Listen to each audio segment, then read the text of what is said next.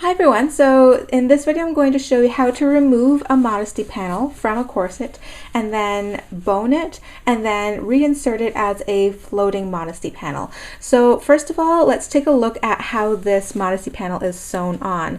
This modesty panel is just one layer. It's a very flimsy fabric, and you can see when I try to lace it up, it kind of bunches up. It doesn't look very good, and it's kind of frustrating to keep tucking it and pulling it while I'm trying to lace it up. When you look here and how the modesty panel was sewn together, you can see that this modesty panel was sewn on after the rest of the corset was completed, so this will be quite easy to pick out.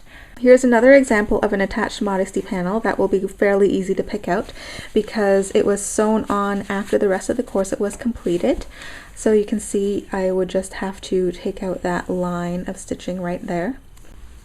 However, there are some corsets out there that have modesty panels that are sewn right into the other seams of the corset. So there is really no way to pick out the seam of this modesty panel without somehow compromising the strength of the corset. So in this situation, I would not recommend removing the modesty panel, or if it really is annoying you, you would really have to cut it out instead of picking it out.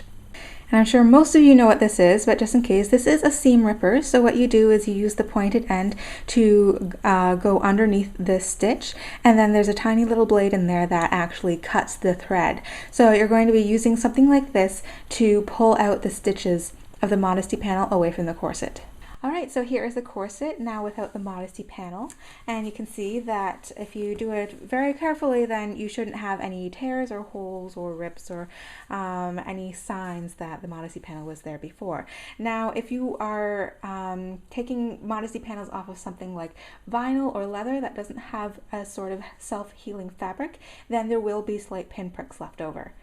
And here is the previous modesty panel that is now loose, and I'm going to give this a quick iron, and I'm going to use this as the fashion fabric for my new stiffened modesty panel. Alright, I'm back. I have my ironed piece of the fashion fabric that I'm going to be using for my modesty panel, and I just laid this over some coutil, traced out the same size and shape, and cut out one shape of that in the coutil. I also did that with twill, and I fused it to the underside of this fashion fabric. I fused it to the wrong side. When this is all done, you're not going to see the green at all, so I just used whatever material I had on hand, just some scrap material. Now, do you have to use coutil for your modesty panel? Not necessarily. The modesty panel doesn't receive any real stress or strain from stretching, so you don't really need to be too worried about how much material is going to stretch and warp over time, but it does need to have a dense enough weave, a tight enough weave that the boning will not poke through. You can use coutil, you can use twill, you can use cotton ticking, you can use basically any material that is going to be tight enough that the bones are not going to poke through and that it's not really stretchy like has a spandex material or anything like that. Pin the two pieces together, right sides together. You'll see that the pink is on the inside and the green is on the outside here. Pin 3 sides and leave the last side open, then stitch those 3 sides pivoting at the corners.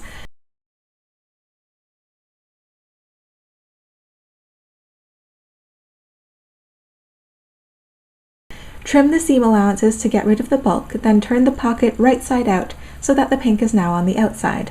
Use a pencil or something pointy to push out the corners neatly, then iron it flat.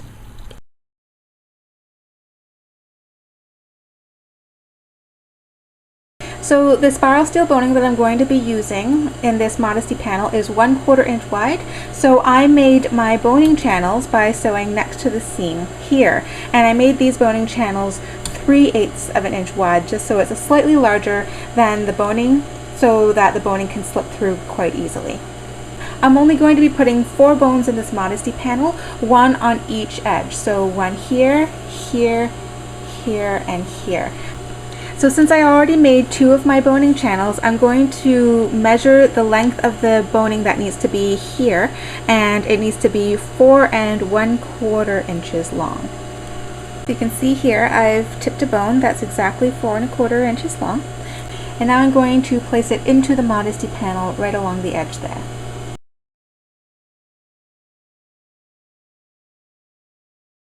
And once it's in there, you want to take a zipper foot and stitch it in place so that it can't slip out. And once you have these bones measured out, cut and tipped, then just slide them into the long boning channels that you had made before. After inserting the length-wide bones, stitch them in place so they can't slide out.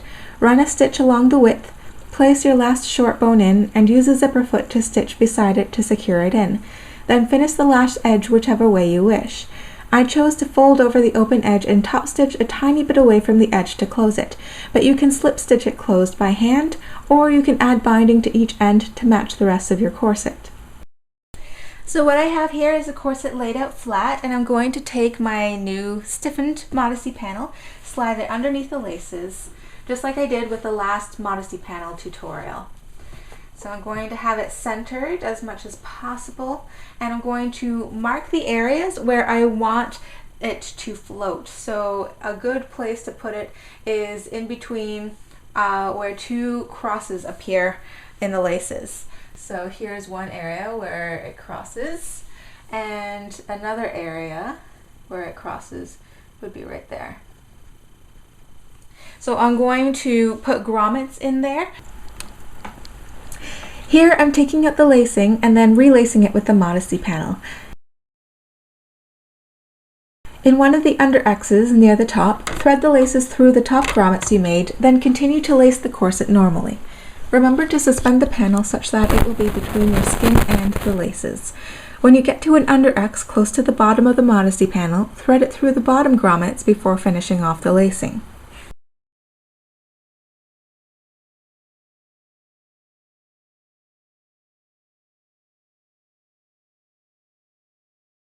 And here you can see it suspended in the laces. So here's how it looks from the outside.